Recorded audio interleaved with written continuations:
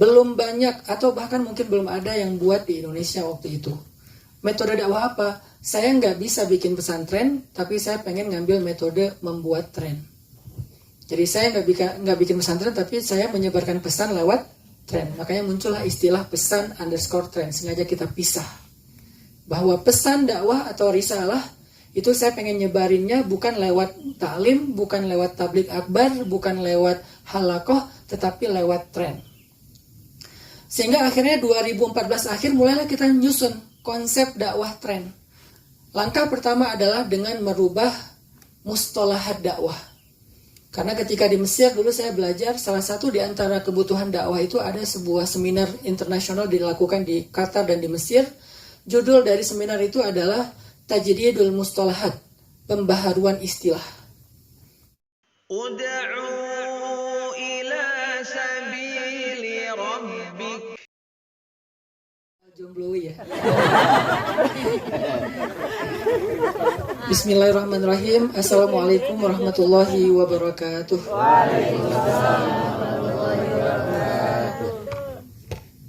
Alhamdulillahirabbil alamin. Alhamdulillahi wa kafa. Wassalatu wassalamu ala Rasulillahil Mustafa wa ala alihi wa ashabihi ahli sidqi wal wafa. Rabbi syrah li sadri wa yassir li amri wahlul 'uqdatam min lisani yafqahu qawli. Masya Allah, luar biasa. Ahlan wa sahlan teman-teman semuanya, para ustadz dan ustazah, guru-guru, pejuang dakwah yang dirahmati Allah Subhanahu wa taala di pesan_tren. Kalau sekolah rimba itu yang bangunan di tengah, tapi kawasan yang kurang lebih sekitar 9 hektar ini kita nyebutnya kawasan pesan_tren. Kalau disebut itu pesantren, tapi sebetulnya bukan pondok pesantren. Karena saya bukan kiai, jadi saya nggak bikin pondok pesantren. Saya juga bukan hafiz, jadi nggak mampu untuk membuat sekolah asidik seperti yang teman-teman sekarang ada di sini, yang luar biasa, mengkader para hafiz-hafiz masa depan. Saya hanya bisa membuat dakwah sederhana dengan konsep dan metodologi yang mungkin belum banyak orang lakukan di Indonesia. Karena dulu ketika masih kuliah, ini cerita sedikit ya, dalam bentuk daripada saya baca kurikulum vitae atau tanggal lahir. Jadi ketika masih kuliah di Mesir, dulu saya dapat amanah dari dosen saya, namanya Dr. Ahmad Zaid. Dr. Ahmad Zaid itu adalah Ketua Asosiasi Dai Muda se-Afrika. Nah, beliau ketika saya mau pulang ke Indonesia itu nitip satu amanah, kata beliau, dan kebenaran saya salah satu mahasiswa yang cukup dekat dengan beliau. Kemarin pas saya ke Riau ketemu dengan teman-teman seleting saya, Ustadz Ahmad Tirmizi, Ustadz Firman, itu yang seangkatan dengan saya. Pas saya cerita Dr. Ahmad Zaid, mereka semuanya langsung ingat, dan mereka bilang beliau masih nanya-nanya tentang antum tuh, tentang Ustadz Hanan, karena salah satu mahasiswa yang cukup dekat dengan beliau itu saya. Dan beliau memberikan mata kuliah dakwah. Saya ngambil jurusan tafsir dari Usuluddin, tetapi interest saya di dakwah. Kenapa kok ngambil tafsir nggak di dakwah aja? Karena yang memilih jurusan bukan kita, bukan mahasiswa, tapi dosen. Ketika dites mau ngambil jurusan, disuruh ngaji, mungkin karena dia berkenan dengan bacaan saya, akhirnya dia bilang, kamu masuk ke tafsir aja. Padahal saya pengennya di dakwah. Nah, di tafsir ada mata kuliah dakwah, yaitu yang diisi oleh Dr. Ahmad Zaid. Saya dekat banget dengan beliau. Beliau ngasih saya amanah untuk kalau pulang ke Indonesia itu saya nitip kepada kamu dakwah untuk anak muda. Jadi karena mungkin beliau ngelihat saya lebih senang dengan dunia anak muda, akhirnya saya ketitipan amanah dakwah anak muda. 2006 ketika saya pulang, saya mikir ngedakwahin anak muda di Indonesia gimana caranya. Untuk membuat pondok pesantren, pertama saya rasanya belum layak. Kedua, kayaknya itu bukan model saya gitu. Bukan ibaratnya. Bukan passion lah ibaratnya mau bikin pesantren. Walaupun saya mondok 6 tahun. SMP mondok, SMA mondok. Tapi kayaknya untuk bikin pesantren saya belum mampu. 2006 sampai 2013 saya hanya ngajar di majelis taklim, dari satu taklim ke taklim yang lain, dari satu masjid ke masjid yang lain.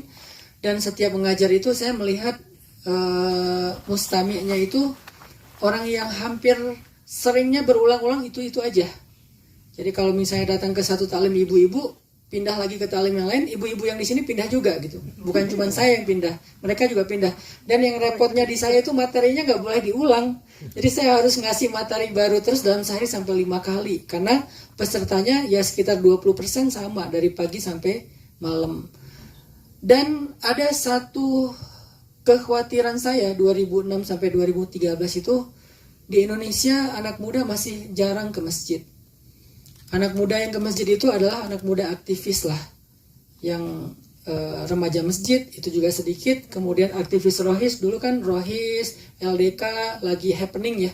Lagi banyak-banyaknya. Hanya mereka yang ke masjid. Sementara anak muda pada umumnya itu nggak pada ke masjid. Jadi masjid ini bisa dibilang sebelum 2014 masih jarang sekali kita temukan masjid yang penuh dengan anak muda sebelum 2014.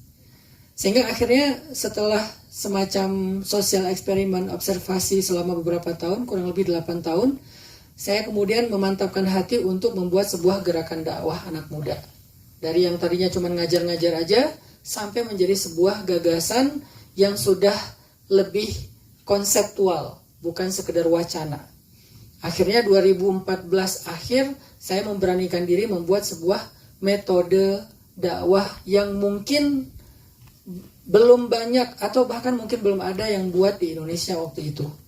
Metode dakwah apa? Saya nggak bisa bikin pesantren, tapi saya pengen ngambil metode membuat tren. Jadi saya nggak bikin pesantren, tapi saya menyebarkan pesan lewat tren. Makanya muncullah istilah pesan_tren. Sengaja kita pisah. Bahwa pesan dakwah atau risalah, itu saya pengen nyebarinnya bukan lewat taklim, bukan lewat tabligh akbar, bukan lewat halakoh, tetapi lewat tren. Sehingga akhirnya 2014 akhir mulailah kita nyusun konsep dakwah tren. Langkah pertama adalah dengan merubah mustalahat dakwah. Karena ketika di Mesir dulu saya belajar, salah satu di antara kebutuhan dakwah itu ada sebuah seminar internasional dilakukan di Qatar dan di Mesir. Judul dari seminar itu adalah Tajdidul Mustalahat, pembaharuan istilah. Tajdidul Mustalahat, pembaharuan istilah dalam dakwah, dan itu urgent banget. Sehingga akhirnya yang pertama saya lakukan adalah memperbaharui istilah. Setelah saya melakukan semacam sosial eksperimen, riset, observasi, menentukan segmen dakwah. Kalau dalam bahasa dakwah disebut dengan fiqhul waqi', memahami dulu realitas anak muda. Akhirnya kita lakukanlah semacam pembaharuan istilah. Istilah-istilah yang selama ini nggak cocok untuk anak muda, kita rubah. Tapi sebelum pembaharuan istilah, saya sudah membagi segmen anak muda itu menjadi 4 bagian, 4 ring kita nyebutnya. Ring 1, ring 2, ring 3, ring 4. Ring 1, anak muda yang berstatus aktivis. Udah ngaji, udah nyantri, dan mereka aktif dalam organisasi-organisasi dakwah, aktivis. Mereka adanya di masjid, adanya di LDK, adanya di rohis, dan seterusnya. Jumlahnya nggak terlalu banyak kalau dipersentasekan dengan jumlah anak muda di Indonesia. Tapi mereka penggerak dakwah di mana-mana. Ini ring 1. Ring 2 adalah mereka yang udah ngaji, udah ke masjid, tetapi belum mau aktif. Jadi bukan aktivis. Bisa dibilang kayak simpatisannya lah. Udah berpihak kepada dakwah, udah ngeh tentang isu-isu dakwah, tetapi mereka tidak terlibat secara aktif, tidak berkontribusi. Hanya terlibat dalam arti mereka menjadi peserta aja. Ini ring 2 ini lebih besar daripada ring 1. Ring 3 adalah anak muda main, anak muda nongkrong, anak muda hobi, anak muda komunitas, anak muda gaul. Ini ring 3. Dan inilah realitas anak muda dengan segmentasi paling besar di Indonesia. Yang di luar masjid, mereka nggak ke masjid, tapi mereka nggak anti, cuman mereka nggak ke masjid aja. Paling ke masjid juga Jumatan, duduknya paling belakang, kalau nggak di luar, biasanya nggak bawa sajadah, cuman bawa koran. Dengar khutbah itu bukan sambil duduk, sambil berdiri atau bersandar di pohon. Ya pada umumnya anak muda lah. Kalau khutbahnya kepanjangan pasti teriak-teriak amin, amin di belakang. Nah ini umumnya anak muda. Kalaupun dia ke masjid cuman seminggu sekali, atau mungkin setahun 2 kali atau setahun sekali. Itu juga sholatnya salah. Sampai ada yang ruku gitu kan. Sholat Id misalnya. Dia kira sholat Id itu seperti sholat biasa. Atau mungkin dia sholat idnya suka telat karena nggak biasa bangun pagi. Jadi begitu dia mau datang ke lapangan atau ke masjid, dia dengar udah khutbah, dia pikir khutbah itu sebelum sholat. Jadi dia pikir, oh tenang aja kayak sholat Jumat, khutbah dulu ntar baru sholat. Datang aja dengerin khutbah. Begitu khutbah selesai loh, mana sholatnya? Saking nggak pernah ke masjid. Nah ini nih realitas segmen anak muda yang gede nih di Indonesia waktu itu. Ring 4 adalah yang agak kiri. Kiri di sini ada dua, ada negatif secara perilaku, behavior, kriminal, geng motor, dan seterusnya. Ada yang kiri secara pemikiran, liberal, sekuler, jadi sama-sama kiri. Cuman yang satu pemikiran, yang satu lagi perilaku. Di antara 4 segmentasi dakwah anak muda ini, mana yang mau dipilih? Karena nggak bisa sama. Nggak ada bahasa yang untuk general semuanya, nggak ada. Sehingga saya memahami, saya harus menentukan segmentasi dakwah saya yang mana nih yang saya mau seriusin. Ternyata setelah saya istikharah, saya mencoba memahami kecocokan antara karakter saya dengan segmen tersebut. Akhirnya saya memilih ring 3 dan ring 4. Saya tidak memilih ring 1, saya nggak memilih ring 2, saya memilihnya ring 3 dan ring 4. Anak muda yang komunitas, nongkrong, gaul, hobi, dan yang kriminal. Kalau yang 4-nya saya ngambilnya yang kiri behavior, bukan kiri pemikiran. Karena kalau kiri pemikiran, saya udah pernah ngalamin itu di Mesir, berdebat dengan teman-teman liberal itu cukup sengit juga. Sampai saya nemu jodoh juga gara-gara itu. Nikah sama Umi gara-gara perdebatan tentang kata Umi. Umi dulu terjaring Islam liberal, karena dia pinter, akhirnya dia direkrut gitu. Di sana tuh ada namanya Mizan Club. Jadi Mizan Club itu sebuah komunitas ya agak sekuler sih. Mahasiswa Al-Azhar yang pemikirannya nyeleneh. Umi dijaring masuk ke situ, terus bikin sebuah tulisan dengan judul Al-Quran adalah produk budaya. Saya lawan tuh, saya bantah, wah, akhirnya bantah-bantahan jadi cinlok. Di sini ternyata katanya banyak yang cinlok, masya Allah. Jadi akhirnya dia hijrah juga, saya tanya kenapa sih kamu ngomong kayak gitu?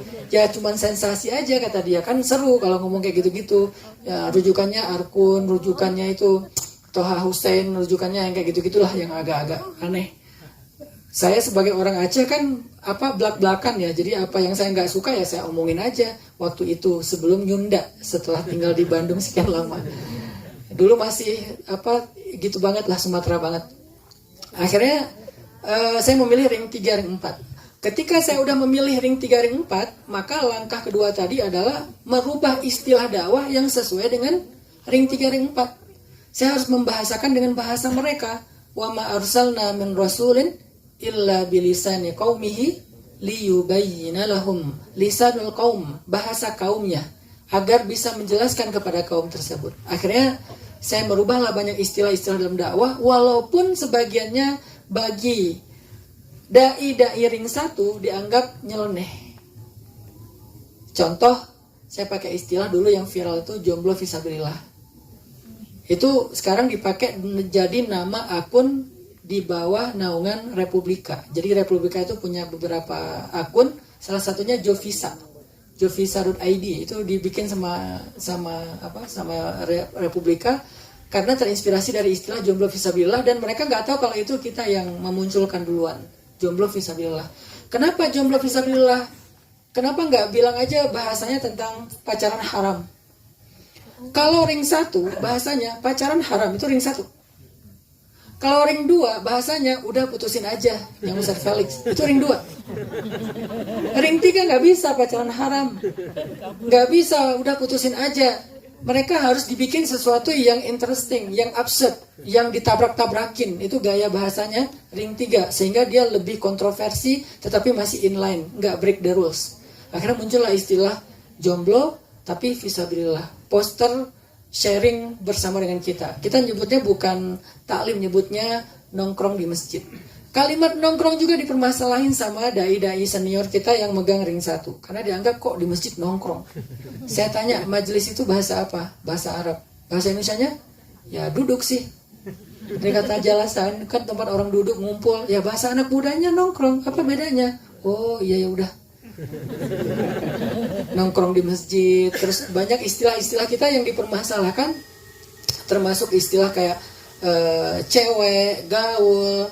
Cewek itu istilah untuk anak muda yang masih muda. Kalau udah dewasa namanya wanita atau perempuan.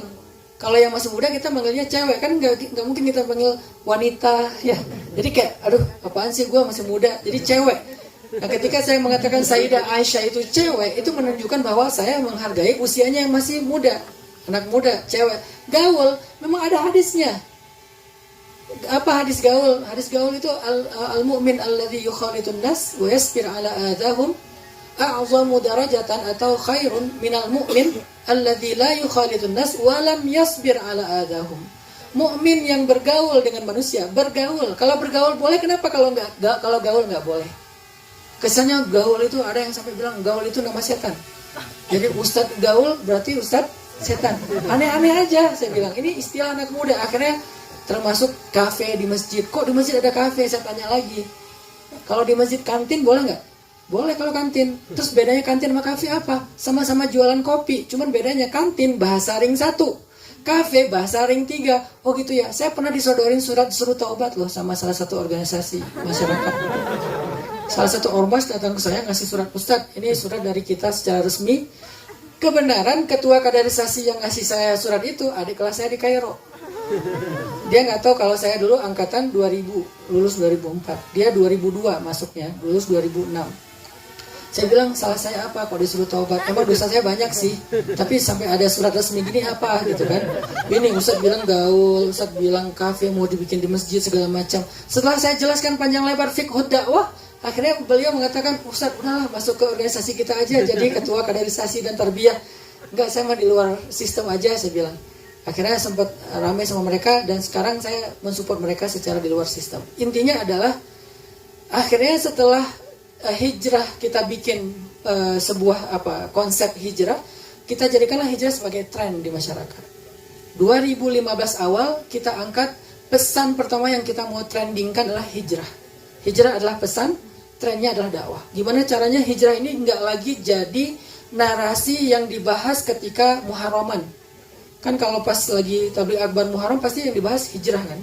Nah kita pengen hijrah itu jangan jadi narasi lagi, jadi lifestyle. Harus jadi trending, viral, sesuatu yang happening di anak muda. Akhirnya kita jadikan hijrah tren.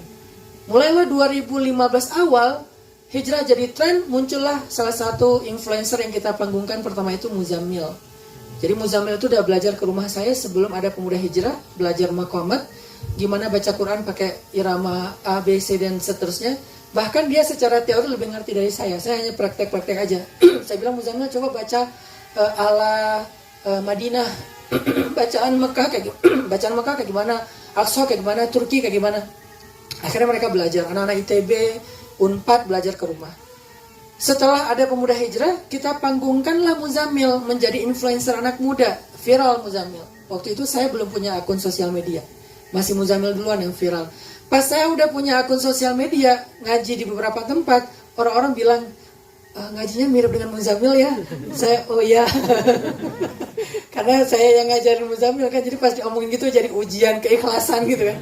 Ngajinya mirip Muzammil. Mungkin ustaz-ustazah pernah ngalamin pengalaman kayak gitu. Ketika murid hebat dan kita harus berbesar hati untuk berada di sisinya atau di belakangnya, seperti Muhammad Al-Fatih, seperti Salahuddin Al-Ayyubi yang dia itu adalah mutarabbinya Nuruddin Zinki. Orang nggak terlalu kenal Nuruddin Zinki kecuali aktivis.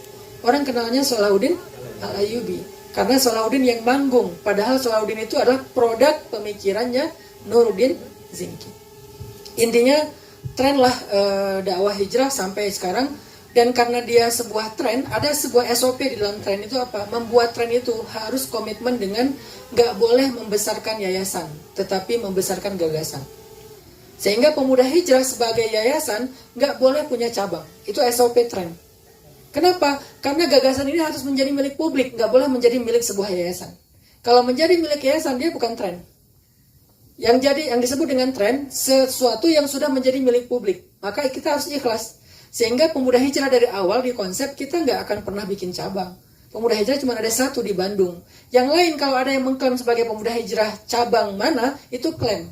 Dan itu ada efek bola saljunya, tren. Sehingga tren berkembanglah di seluruh Indonesia sejak 2014. kita melihat anak muda mulai ramai ke masjid, kemudian acara-acara dakwah itu diisi oleh anak muda, akun-akun dakwah itu followersnya mulai banyak, dan bahkan bisa bersaing dengan akun entertain, bahkan di beberapa platform kayak di Spotify, itu akun saya ada 2, padahal dua-duanya bukan saya yang bikin, saya nggak tahu juga entah siapa yang bikin, itu masuk ke 10 besar, yang satu nomor urutan ketiga, yang satu urutan ke-5, selalu di 10 atau 5 besar itu karena emang tren hijrah itu mulai berkembang di anak-anak muda. Nah akhirnya jadilah kita membutuhkan sebuah area tempat kita anak muda itu nongkrong, namanya pesan_tren. Jadi pesantren ini kita bikin sebagai Islamic Center kalau bahasa dulu.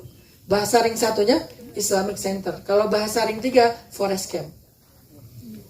Jadi tempat anak muda nongkrong, ngecamp, ngobrol dan seterusnya ada di pesantren. Jadi ahlan wa sahlan teman-teman di tempat anak muda, mudah-mudahan teman-teman merasa nyaman di sini. Dan ada satu spirit yang kita lagi tanamkan di sini itu adalah spirit self-service sebetulnya. Jadi kita nggak mengatakan bahwa ini sebuah resort, kita nggak bilang ini sebuah villa, tapi ini sebuah living experience tentang hidup yang pengalaman hidup. Jadi kalau misalnya kita bikin acara kayak misalnya Forest Camp, kita menawarkan experience tentang living. Living apa? Satu, living with the nature, hidup bersama alam, gimana kita berdamai dengan kondisi-kondisi alam. Yang kedua adalah malah bagusnya nanti ada kegiatan yang kita emang nggak pakai sendal sama sekali, grounding banget. Kemudian ada living yang konsepnya Muslim way, salah satunya self-service. Karena Nabi itu adalah orang yang sangat rofah, nggak mau ngebebanin orang lain, sehingga kita biasakan nggak pola resort, tapi pola yang tadi livingnya. Sehingga kita tadi mungkin belum ada semacam briefing ya, jadi kita pengen hidupkan itu kembali di pesantren, dan banyak lagi program-program yang sifatnya tentang living, bukan sekedar tentang staycation atau tentang camp. Baik teman-teman yang dirahmati Allah SWT, hari ini saya dapat amanah untuk menyampaikan sharing ya. Saya nggak ngajarin ilmu karena saya bukan ulama, hanya sekedar menyampaikan sharing tentang menjadi guru seperti Nabi ya, kalau nggak salah ya temanya. Tadi udah saya sampaikan sedikit ketika storytelling pembukaan, nanti kita lihat apa hubungannya dengan yang tadi. Menjadi guru seperti Nabi.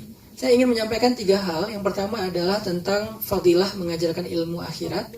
Yang kedua adalah tujuan pendidikan. Dan yang ketiga adalah amalan rahasia seorang guru yang sukses. 3 hal inilah yang mudah-mudahan nanti bisa menjadi spirit baru buat teman-teman dalam kegiatan gathering hari ini dan besok. Pertama tentang fadilah mengajarkan ilmu akhirat. Pertama saya pengen ngasih tahu dulu tentang apa bedanya ilmu dunia dengan ilmu akhirat. Ini saya dapat dari seorang guru saya di Mesir, namanya Syekh Tariq Faris. Beliau ngajarin saya tentang Ihya Ulumuddin. Jadi kita belajar Ihya Ulumuddin itu bukan baca sendiri, bukan di kelas, tapi kayak talaki gitu, sampai selesai. Beliau ngajarin saya tentang bedanya ilmu dunia dengan ilmu akhirat. Beliau mengatakan bahwa ilmu dunia, segala ilmu yang dipelajari dengan niat untuk mendapatkan dunia, dan dipraktekkan pun hanya dalam urusan-urusan keduniawian. Itulah ilmu dunia. Di dalamnya termasuk ilmu Al-Quran, ilmu hadis, ilmu syariat, segala ilmu, walaupun ilmu syariat sekalipun, fikih sekalipun, yang diajarkan karena urusan dunia dengan niat dunia, maka itu namanya ilmu dunia. Sedangkan ilmu akhirat, ilmu yang diajarkan karena Allah, mengajarkannya juga dengan cara yang Allah ridho, dan diajarkan untuk memperkenalkan kebesaran Allah kepada orang yang mendengar. Itulah ilmu akhirat. Walaupun tentang sains. Jadi ketika kita mengajar di sekolah Tahfiz As-Siddiq, ngajarin matematika, ngajarin fisika, ngajarin manajemen, ngajarin apapun yang bukan ilmu syariat, kadang orang berpikir bahwa pahalanya lebih sedikit daripada mengajarkan tahfiz dan hadis. Ini nih pemahaman yang perlu kita luruskan. Sehingga dengan pemahaman yang tadi keliru, akhirnya umat Islam merasa bahwa mencari ilmu agama itu berarti belajar Al-Quran dan hadis.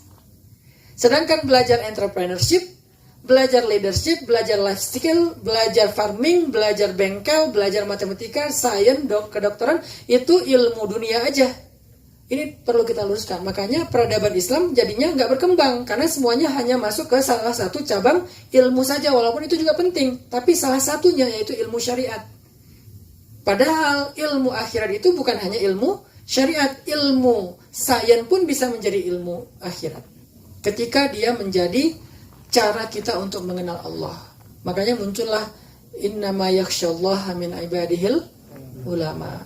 Ulama yang disebut di situ itu bukan ulama yang mengerti ayat dan hadis saja, tetapi mereka yang mengerti tentang Allah, walaupun secara kapasitas ilmu syariatnya terbatas.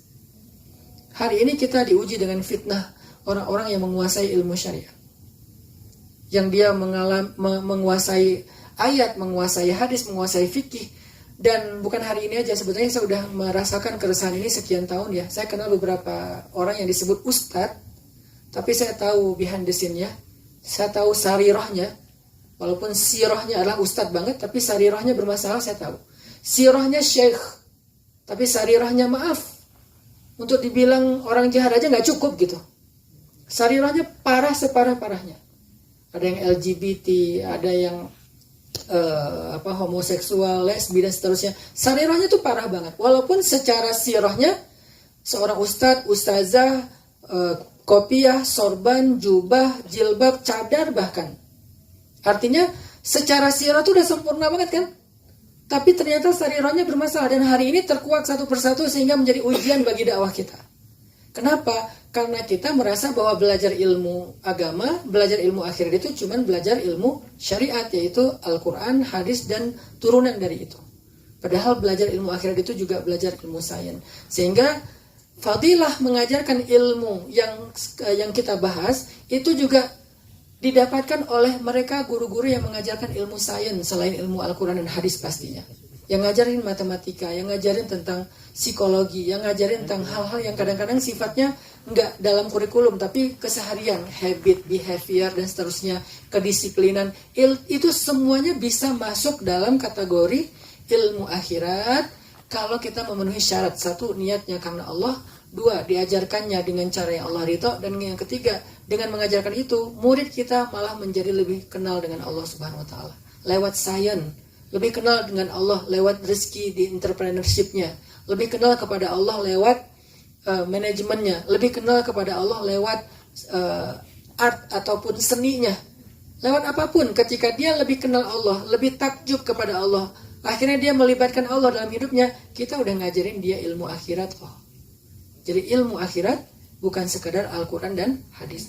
Sehingga kesuksesan seorang murid tidak hanya diukur dari jumlah hafalan Al-Quran saja, walaupun itu salah satu indikator kesuksesan, tetapi bukan satu-satunya. Ada murid kita yang kadang-kadang ngafalnya mudah, ada yang kadang-kadang ngafalnya susah, tapi dia punya fitrah dan potensi lainnya. Saya termasuk orang yang kurang sukses secara akademis. Ketika saya kuliah di Mesir, saya nggak dapat nilai bagus-bagus amat sampai cum laude atau mumtaz, bitobak masyaraf, nggak sampai segitu-gitunya. Beda sama teman seleting saya namanya Ustadz Amri, Ustadz Ivan, Ustadz Suryanto yang dari Aceh. Mereka sampai doktor di Al-Azhar, gelarnya itu mumtaz bitobak masyaraf. Udah cum laude, disertasi mereka layak dicetak jadi mata kuliah di Al-Azhar dan sangat dipuji oleh para dosen. Itu kan tinggi banget ya. Itu jarang loh, langka. Itu bisa dibilang puluhan tahun sekali baru ada 1-2 orang. Dulu yang kayak gitu tuh Dr. Quraish Shihab. Lama nggak muncul lagi di letting kita, letting 2000 itu beberapa orang, malah bukan 1 orang, beberapa orang dapat gelar itu. Dan itu langka banget untuk orang asing. Untuk orang Mesir banyak sih. Untuk orang asing tuh langka. Apalagi di bidang lughah, sastra dan grammar Arab, tapi dapat gelarnya mumtaz bitobak masyaraf. Saya nggak seberuntung mereka secara akademik. Karena kenapa? Apakah saya orang yang gagal? Apakah saya orang nggak punya potensi? Apakah saya orang yang kayaknya nih nggak akan jadi apa-apa di masa depan? Enggak. Saya selalu sejak saya masih SMP saya udah punya keyakinan bahwa bukan ini yang saya cari. Saya masuk kelas nih. Di kelas saya dengerin guru ngajar, saya ngerasa bukan ini sih yang aku cari. Saya udah ngerasa kayak gitu, sehingga saya nggak terlalu tertarik dengan mata pelajarannya. Bukan saya nggak menghargai guru, bukan. Tetapi emang kayak bukan itu yang saya cari. Dari dulu senang saya adalah membuat program, membuat sistem, menjadi seorang programmer. Itu dari dulu kesenangan saya, passionnya. Al-Quran lebih ke hobi. Mungkin Allah kasih kemudahan itu karena saya ikut musabaqah. Tapi lebih ke passion saya tuh pengen bikin program. Makanya dalam dakwah pun saya nggak senang ceramah. Saya senangnya memprogram. Membuat, oh ini bikin gini, ini bikin sistem seperti ini. Termasuk pemuda hijrah sebagai sebuah tren itu kita bikin sistemnya, polanya seperti apa. Sehingga saya nggak menemukan apa yang saya cari di SMP, di SMA, di kuliah. Saya ketemunya dengan dosen dakwah saya, yang saya banyak diskusi dengan beliau tentang pemikiran dan dakwah. Baru ketika pulang bisa dipraktekin.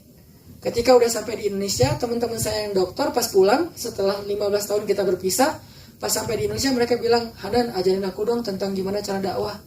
Nggak salah nih saya bilang LC ngajarin dokter. Ya, saya dokter di bidang ilmu syariat, tetapi saya LC di bidang ilmu dakwah. Kamu LC di bidang ilmu syariat seperti kami, tapi kamu dokter di bidang dakwah karena kamu experience lebih lama. Jadi kamu sharing ke kami, artinya nggak harus gelar lah. Makanya yang saya katakan tadi, ilmu yang kita ajarkan kepada murid dan santri kita itu tidak harus semuanya seragam. Emang anak-anak apalagi milenial sekarang ya, minatnya kan macam-macam, beda sama kita dulu, hampir distandarisasi. Intinya jangan sedih hati, jangan berkecil hati sahabat-sahabat sekalian kalau teman-teman itu nggak ngajarin Al-Quran. Karena nilai antum di mata Allah sama dengan yang mengajarkan Al-Quran kalau yang antum ajarkan itu adalah kategori ilmu akhirat. Maka apa fadilah mengajarkan ilmu akhirat? Yang paling sederhana dari fadilah mengajarkan ilmu akhirat yang mungkin mewakili banyak hal adalah hadis Nabi tentang la hasada illa fitnatain. Gak boleh kita iri kecuali kepada dua orang. Satu, orang yang Allah berikan harta lalu dia menghabiskannya fisabilillah dengan infak. Yang kedua, orang yang Allah berikan ilmu lalu dia mengamalkannya dan mengajarkannya kepada orang lain. Maka ini cukup menjadi dalil bagi kita. Kalau Nabi bilang iri, kalau Nabi bilang cemburu, berarti mereka ini orang yang sangat istimewa sehingga layak dicemburui. Bahkan istilah cemburunya pun bukan istilah cemburu yang biasa, pakainya hasad. Agak ekstrim pakai diksinya hasad. Padahal hasad itu identiknya dengan yang negatif. Tapi kenapa Nabi mengatakan la hasada illa fisnatan? Ada hasad yang boleh. Apa itu hasad? Sangat menginginkan. Saking menginginkannya sampai kadang-kadang itu lupa diri dengan cara-cara yang boleh. Walaupun makna hadis ini bukan ke sana, tapi jelas di sini maksudnya adalah kalau kalian sangat menginginkan sesuatu sampai kalian merasa sangat cemburu, cemburulah kepada salah satu di antara dua orang ini. Kalau dia ada pada satu orang, maka ini orang yang paling sempurna. Udahlah dia punya harta dan punya ilmu. Maka teman-teman yang dirahmati Allah, ketika kita menjadi seorang guru, seorang ustadz, seorang murabbi, maka berbahagialah dengan hadis ini. Harusnya semesta itu merasa cemburu, iri kepada kita karena peran kita sebagai seorang muallim atau sebagai seorang murabbi atau sebagai seorang guru. Terutama mengajarkan ilmu akhirat dengan definisi ilmu akhirat yang tadi. Nanti muncul lagi tuh hadis-hadis yang lain tentang semesta bertasbih untuk orang yang mengajarkan ilmu agama. Tapi maksud ilmu agama ini bukan hanya ilmu Al-Quran, semuanya yang mengajarkan tentang Allah. Kemudian malaikat mendoakan mereka, malaikat berselawat untuk mereka, malaikat menaungi mereka. Banyaklah. Mungkin teman-teman udah sering juga baca tentang hadis-hadis tersebut. Tapi yang saya pengen kasih tahu adalah berbahagialah bahwa kita mengambil sebuah peran yang sangat istimewa sampai layak dicemburui. Kedua, guru itu adalah juz'an minan nubuwah. Guru itu adalah part of nubuwah, bagian dari kenabian. Mengajarkan ilmu atau menjadi guru adalah mengambil sebagian dari kenabian. Karena kenabian itu ada 70 bagian. Salah satu di antara bagian itu adalah mengajarkan ilmu. Wa yu'allimuhumul kitab wal hikmah dan seterusnya. Di antara tugas Nabi itu adalah mengajarkan Alkitab dan hikmah kepada umatnya, kepada manusia. Berarti profesi mengajar adalah profesinya para anbiya. sebaik-baik manusia yang pernah ada di muka bumi. Sehingga siapapun yang mengajarkan tentang kebesaran Allah, baik lewat Al-Quran, hadis, ataupun sains, berarti dia telah mengambil part of nubuwah tersebut. Dia punya bagian dari kenabian, walaupun tidak mendapatkan wahyu seperti para nabi. Ini tinggi sekali derajatnya. Apalagi ketika kita mengajarkan ilmu dengan niat untuk dakwah, bukan sekedar menjadi profesi atau karir. Karena kalau teman-teman jadi guru sebagai karir, itu rugi. Kenapa rugi? Karena satu, dari sisi urusan dunia dia nggak spektakuler banget. Kedua, dari sisi pride, dia bukan orang yang, kan orang suka bangga kalau jadi pilot, jadi dokter, jadi pengusaha ya. Jadi guru kan sedikit orang yang bangga, walaupun sebetulnya itu paling layak dibanggain sih. Cuman secara culture itu kan nggak sesuatu yang prestise gitu kan, sesuatu yang wah gitu. Ayahnya apa? Guru. Beda sama anak yang ayahnya apa? Ayah aku pilot. Kan beda banget tuh pedenya ya. Padahal guru lebih keren daripada yang lain-lainnya, daripada profesi apapun. Tetapi dari sisi dunia mah memang kayak gitu, ujian supaya kita tetap ikhlas. Sehingga kalau misalnya kita berperan sebagai guru hanya karena karir, karena jabatan, kayaknya kita rugi banget deh. Karena yang kita cari itu nggak ada di dalam peran ini. Tapi kalau kita berperan sebagai guru untuk menjadi seorang murabbi, seorang da'i, mengambil bagian dari kenabian, itu istimewa sekali. Dan itulah yang akan menjadi modal sebuah peradaban besar. Ketika para gurunya adalah guru-guru yang hebat, maka muncullah rijal, kesatria-kesatria yang hebat. Jadi yang di hadapan saya ini adalah tonggak-tonggak peradaban, bukan sekedar guru yang berprofesi yang ngajar di sekolah tahfiz as-siddiq, bukan. Sekolah tahfiz as-siddiq itu hanya lembaga, tetapi lembaga ini menjadi salah satu di antara rahimnya sejarah, rahimnya peradaban. Yang dari rahim itu muncullah para kesatria. Bidan yang memunculkan kesatria itu siapa? Teman-teman semuanya. Dokter, bidan yang kemudian membantu lahirnya seorang kesatria, itulah guru. Rahimnya adalah lembaga dakwah, gerakan dakwah. Ada lembaga dakwah, nggak ada guru, maka ini anak bisa mati dalam kandungan nih. Nggak ada yang periksa kesehatan bayinya, nggak ada yang ngasih vitamin, nggak ada yang ngerawat, nggak ada yang ngambil tindakan nanti ketika dia mau lahir. Biasanya dia lahir itu dalam konflik. Kan perempuan ketika melahirkan itu muncul banyak sekali ujian, dari mulai usia 4 bulan agak mual-mual, nanti muncul bau suaminya nggak enak, padahal biasanya nggak apa-apa. Sekarang kamu jauh-jauh, aku pengen muntah. Itu ujian 4 bulan pertama. Kemudian ujian 4 bulan berikutnya udah mulai ngerasain sakit tulang punggung, nggak nyenyak tidur, berat kemana-mana, nggak bisa jalan, dan seterusnya. Semakin lama tuh semakin berat, dan puncaknya kontraksi. Kontraksi menandakan sebentar lagi mau lahiran. Begitulah peradaban.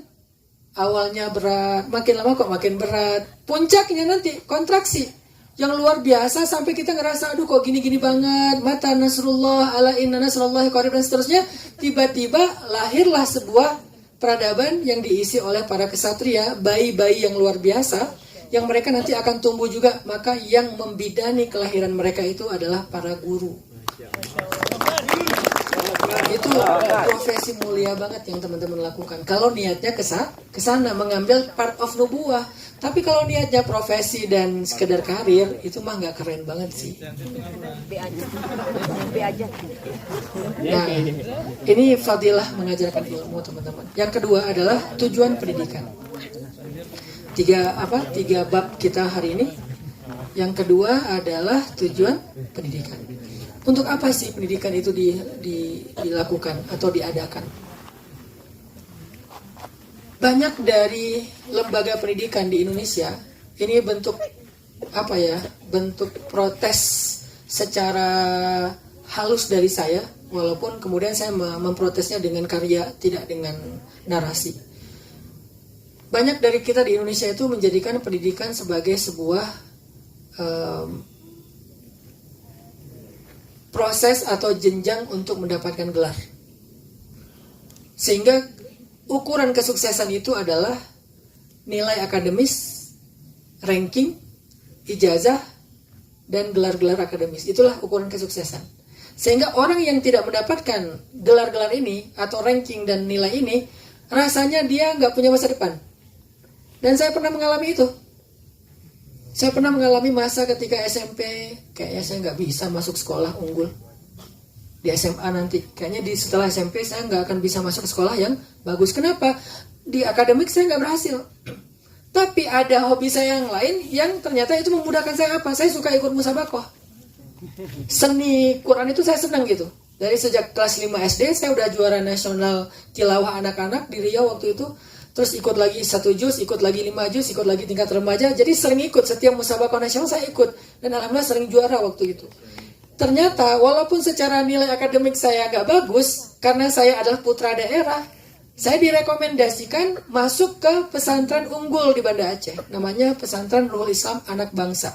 Jadi yayasan itu punya 3 sekolah. Sekolah agama, sekolah umum, sekolah atlet. Sekolah agama namanya Anak Bangsa. Sekolah umum namanya Modal Bangsa. Tompi itu alumni Modal Bangsa angkatan pertama tuh di Aceh. Sekolah atlet itu yang mencetak atlet-atlet Aceh, terutama bola. Ada Persiraja, walaupun nggak keren-keren banget sih prestasinya, tapi maksudnya sekolah atlet. Jadi kita tuh punya, Pemprov tuh punya 3 sekolah unggul, salah satunya Anak Bangsa. Yang masuk ke situ tuh tesnya berat banget. Saya secara akademik SMP-nya apa ya dulu istilahnya tuh, NEM ya. NEM saya tuh rendah gitu. Berapa sih NEM tinggi dulu tuh? 40 ya kalau nggak salah. NEM saya kalau nggak salah 35 kalau nggak salah. 40 kan? Kurang lebih 40 lah. 40 itu udah keren lah. 4 mata pelajaran. Nah, 40 itu berarti kan mumtaz ya. 37, 38. Teman-teman 39 tuh keren banget tuh. 39, sekian. Saya 35 kalau nggak salah. Jadi kayak rendah gitu. Sementara syarat masuk Anak Bangsa 37 minimal. Nggak boleh kurang dari 37.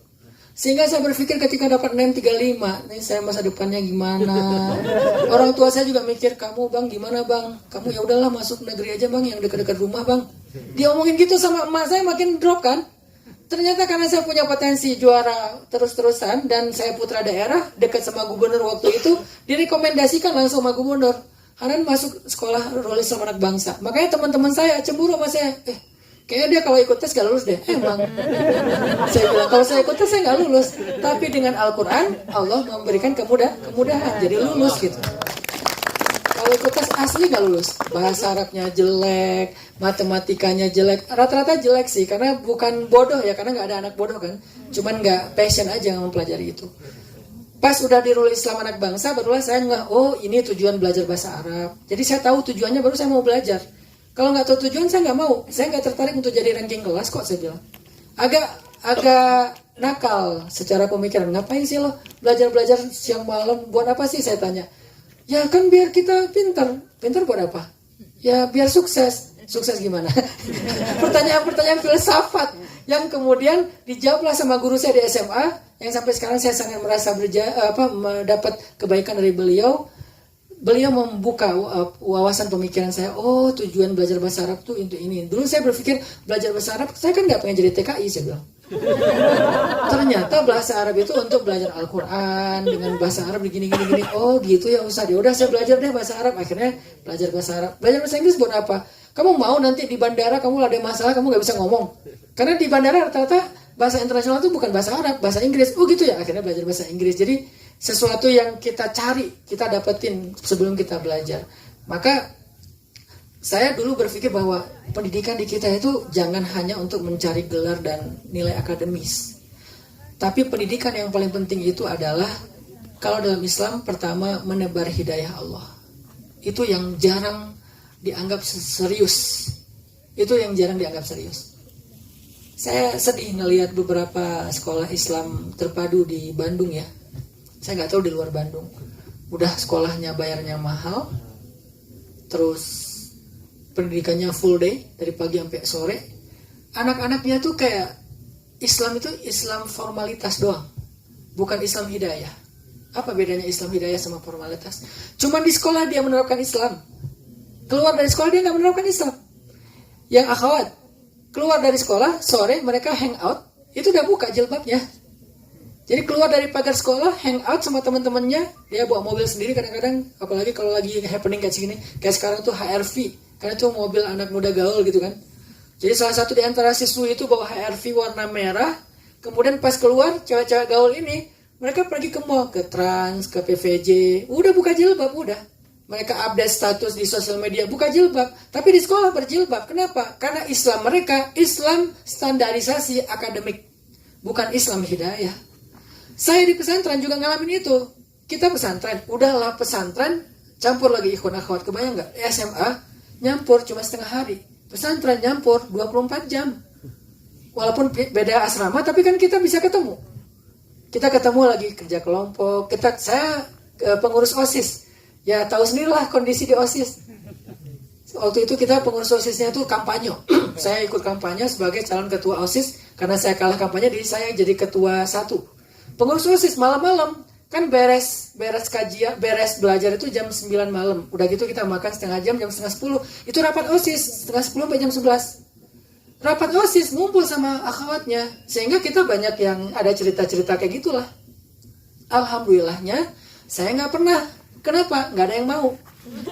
Bukan nggak mau, nggak ada yang mau. Untungnya saya orang miskin, nggak keren, nggak pinter.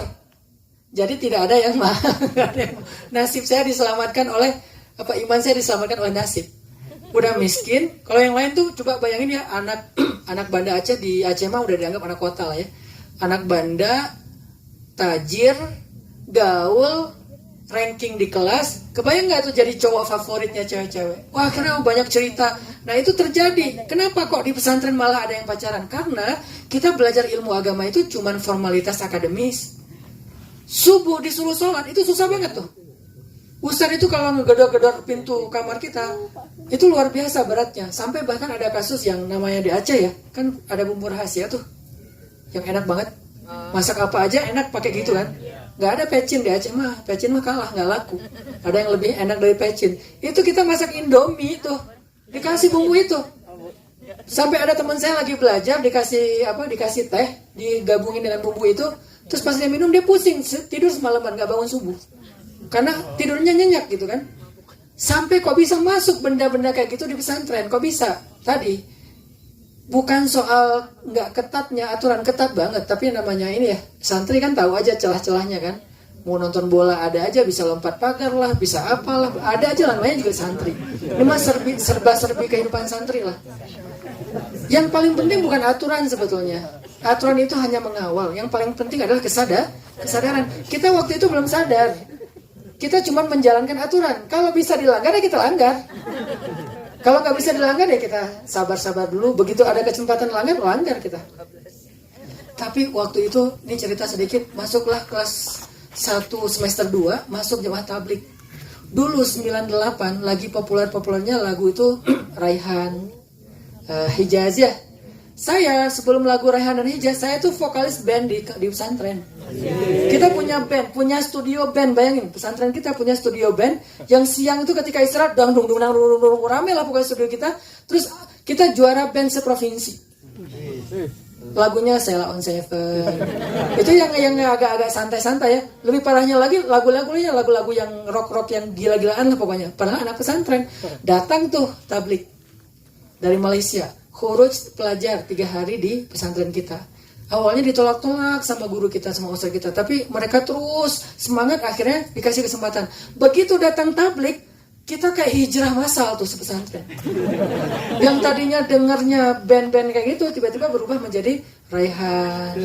Tiba-tiba jadi Hijaz. Tiba-tiba lagu-lagunya lagu-lagu yang ala-ala kayak gitulah.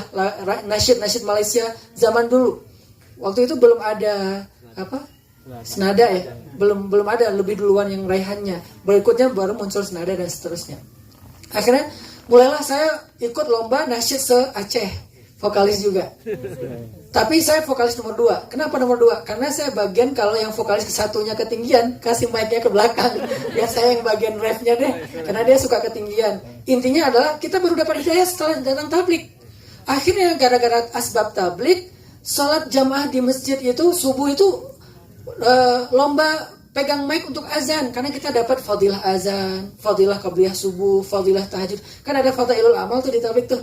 Gara-gara itu kita semangat untuk ibadah. Ustadznya akhirnya bilang kalian wajib khurut sebulan 3 hari. Itu pesantren kita awalnya tablik. Sebelum kemudian akhirnya alhamdulillah dari tablik itu saya masih khurut sampai di Mesir. Saya belum jadi ikhwah waktu itu, belum ikut tarbiyah sampai di Mesir. Di Mesir baru saya ikut tarbiyah. Jadi kenapa saya pindah ke tarbiyah? Gara-gara saya ditegur sama dosen saya. Saya masih khurut nih. Khurut di Mesir 40 hari. Khurut mahasiswa. Lagi khurut saya ceramah bayan tablik gitu kan. Bayan habis maghrib. Saya bayan di depan saya Dr. Al-Azhar.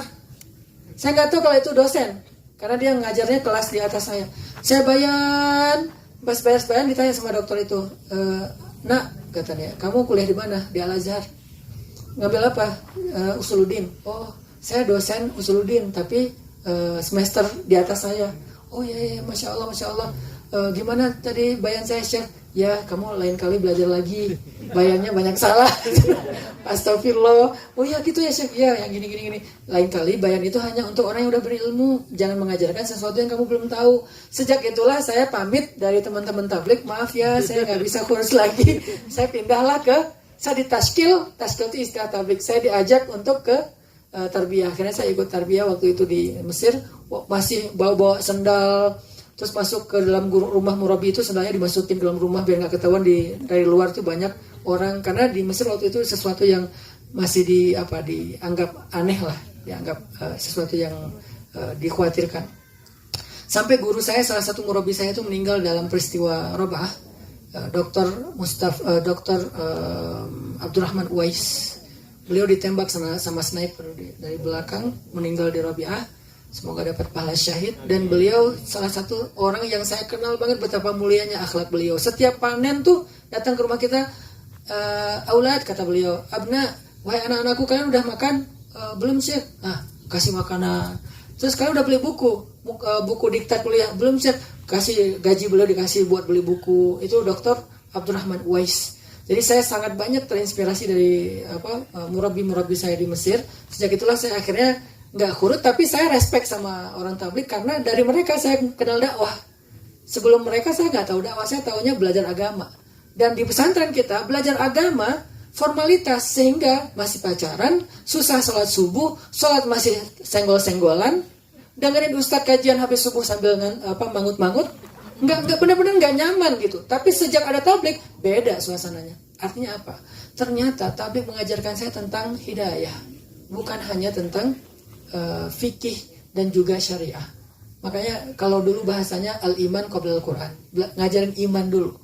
Yang saya ingat dari tabligh itu, dia nunjuk orang Pakistan, khurut di Aceh, saya bilang langit Allah cipta. Yang dia tahu tentang Indonesia itu cuma Allah cipta.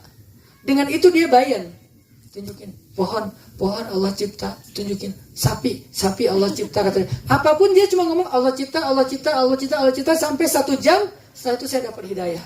Saya ngerasa Masya Allah, semua ini Allah cipta. Padahal saya udah tahu itu di dalam kajian ulumul Quran, fikih segala macam, tapi nggak kerasa di hati. Cuma di sini. Makanya dalam Islam fikih bukan di sini tempatnya, tapi di sini. Sehingga ulama mengatakan fiqhul qulub. Lahum qulubun la yaqiluna biha. Mereka punya hati tapi tidak berakal dengannya, bukan dengan pikiran. Maka ilmu agama tempatnya di sini. Ilmu akhirat tempatnya di sini. Liyazdadu imanan ma'a imanihim. Jadi bertambahnya iman itulah indikasi berhasilnya sebuah pendidikan. Makanya kalau ditanya apa tujuan dari pendidikan itu, kalau di zaman Nabi tujuan pendidikan bukan dapat gelar. Dapat gelar itu hanya bagian dari tanggung jawab pendidikan. Saya nggak katakan itu nggak penting. Penting. Gelar itu tanggung jawab pendidikan. Apa maksudnya? Ijazah. Itu tanggung jawab pendidikan. Pertanggungjawaban ilmiah. Karena orang dengan ijazah, riwayat, dia seorang mufti, dia seorang qari, dia seorang hafiz, dia seorang imam, dia seorang apa. Kan itu ada gelar-gelarnya kan dulu, walaupun nggak istilah sekarang. Gelar itu adalah sebuah pertanggungjawaban ilmiah. Tapi bukan tujuan dari pendidikan. Sedangkan tujuan dari pendidikan adalah menebar hidayah, menambah iman dalam hati peserta pendidikan. Nah sekarang ketika kita belajar tentang menjadi guru ala Nabi, cobalah perhatikan sisi itu kepada murid-murid kita. Apakah yang kita ajarkan di sekolah menambah iman mereka? atau hanya sekadar menambah wawasan mereka. Karena seorang yang alim berbeda dengan musaqqaf. Orang yang musaqqaf punya wawasan yang luas, tapi belum tentu alim. Terus apa indikasi yang alim? Tadi, innama yakhsyallaha min ibadihil ulama. Kata Nabi, ra'sul hikmah makhafatullah. Puncaknya ilmu takut kepada Allah. Dan takut kepada Allah itu adanya di hati, bukan di dalam pikiran. Bisa jadi murid kita, dia bukan yang paling tinggi nilainya secara akademik, tapi dia orang yang paling terjaga dari maksiat. Dia orang yang paling bersegera menunaikan haknya azan, maka dialah orang yang paling sukses dalam pendidikan kita. Berilah penghargaan untuk murid seperti itu. Yang mungkin secara normal, orang kayak gitu kurang diperhatikan. Yang sholat duha, yang gak pernah bohong. Walaupun dia gak tertarik, bukan bodoh, dia gak tertarik. Dia nggak nyaman dengan pendidikan yang normal itu atau yang standarisasi, dia nggak nyaman.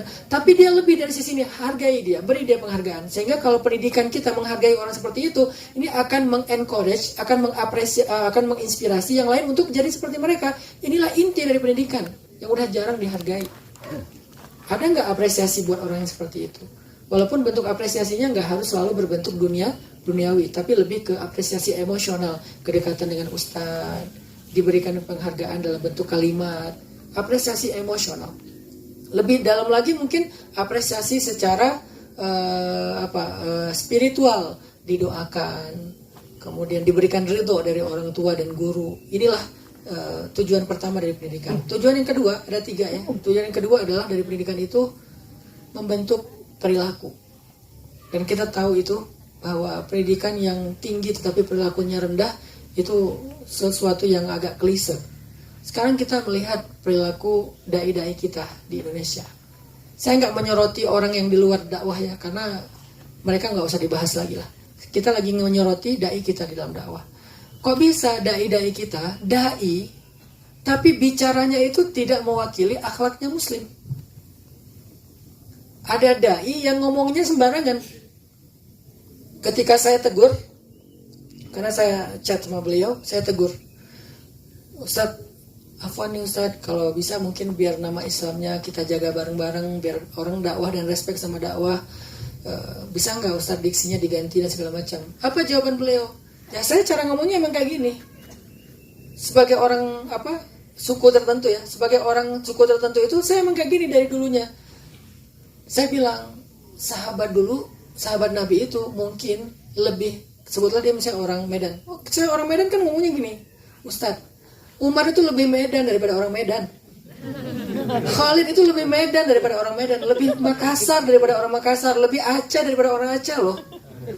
Tapi Umar bisa berubah, Khalid bisa berubah setelah dapat hidayah. Mereka menjaga lisan mereka, karakternya tetap keras, tetapi lisannya tidak membuat mereka mengatakan hal-hal yang melanggar. Makanya saya katakan seperti itu karena saya sedih kok ada istilah, ada celaan di dalam khutbah, dalam ceramah, ada ustadz misalnya membicarakan hal-hal yang nggak pantas di depan publik. Ini karena tadi perilaku. Kalau kita mau melahirkan para dai-dai masa depan atau kesatria dan pemimpin masa depan, tujuan pendidikan ini harus kita perhatikan banget, perilaku keseharian mereka. Dan yang terakhir, tujuan dari pendidikan yang paling penting itu adalah mencetak rijal dan nisa dengan kapasitas rahilah. Mencetak rijal dan nisa. Apa arti rijal? Rijal itu artinya kesatria. Apa indikasi dari kesatria itu? Orang yang memiliki quwwatut tahammul. Quwwatut tahammul. Apa arti quwwatut tahammul? Kekuatan untuk menanggung beban. Tahammul itu dari kata hamlah. Jadi hamil itu dari bahasa Arab, orang yang mengangkat beban. Tahammul berarti dia kuat menanggung beban. Itulah rijal. Sehingga tujuan dari pendidikan adalah menjadikan siswa ataupun santri sebagai rijal yang memiliki kuwatut tahammul, kuat menanggung beban. Kalau dia nggak kuat menanggung beban, maka dia tidak mendapatkan pendidikan yang layak. Mulai dari beban dirinya, beban sekelilingnya, sampai beban umat dan masyarakatnya, bangsanya. Itulah tujuan dari pendidikan. Makanya saya nyebutnya dengan istilah pendidikan yang paling baik itu dalam Islam disebut dengan istilah tarbiyah. Bukan sekedar ta'lim, tapi istilahnya tarbiyah. Ya, mungkin kita yang pernah terlibat dalam tarbiyah itu pahamlah apa arti tarbiyah. Singkatnya, dalam bahasa Al-Quran, tarbiyah itu artinya tumbuh dan berkembang. Bahasa yang lain, tarbiyah itu artinya terbentuk dan tumbuh. Itu dari kata roba yarbu, tumbuh, terbentuk, berkembang, itulah tarbiyah. Dan di dalam Islam, kalimat tarbiyah ini sering banget dipakai sebagai sebuah konsep pendidikan. Salah satunya, walaupun bentuknya analogi ya, tidak dalam bentuk diksi, tapi dalam bentuk analogi. Contoh, kazar'in akhraja syat'ahu fa'azarahu fastaghladha fastawa ala suqih yu'jibu az-zurra' liyaghidha bihim al-kuffar. Itu ayat tarbiyah di dalam Al-Quran. Kenapa? Muhammadur Rasulullah walladzina ma'ahu. Allah lagi ngomongin tentang orang yang bersama dengan Nabi, yang ditarbiyah oleh tarbiyatun nubuwah, pendidikan Nabi, tarbiyatun rabbaniyah, pendidikan dari langit. Maka mereka itu kazar'in, seperti benih yang mengeluarkan tunas, kemudian tunas itu menjadi sebuah pohon, kemudian pohon itu menjadi tumbuh besar dan kokoh, dan membuat orang yang menanamnya takjub karena saking besar dan luar biasanya pohon ini. Itulah tarbiyah. Sehingga kalau kita bicara tentang pendidikan,